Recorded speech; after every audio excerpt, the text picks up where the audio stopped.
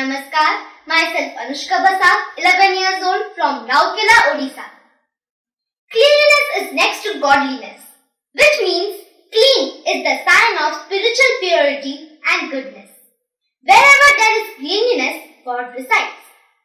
When religion began in Egypt around 600 years ago, it started as a way to live forever on earth. The best way to extend life, they learned, was by cleanliness. Cleanliness became rituals for Egyptians. The proof was almost 100% positive. People who lived in cleanliness lived much longer than people who didn't. Obviously, God favored cleanliness. This is where the notion began. Cleanliness is next to godliness. Cleanliness goes from being externally clean to cleaning both our thoughts and actions. So, be clean, think clean, feel clean, keep it clean. Cleanliness tells a lot about a person's character. It increases self-respect and confidence of a person. It makes a person disciplined and punctual. It improves mental and physical health of the person. As the person is free from diseases, he can be more productive and can achieve more success and goals in his life. Persons with clean mind are good, helpful, they think and work for the society. Obviously, we all cannot do what God can do. But what we can do is, we can become godly. So, cleanliness is next to godliness. Now the question arises, how to practice cleanliness?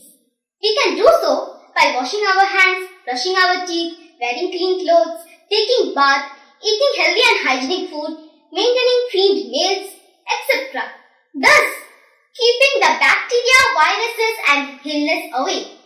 We should not litter and throw garbages here and there. We must use dustbins. Furthermore, we can contribute to the welfare of the nation by keeping clean. We must use environmental friendly measures, avoid using plastic bags, use biodegradable materials, recycle and reuse materials, plant more and more trees to keep the environment clean. Our present Prime Minister, Shri Narendra Modi ji, launched a nationwide campaign called Swachh Bharat Abhiyan. The main intention of the mission was to inculcate sanitation facilities to every family.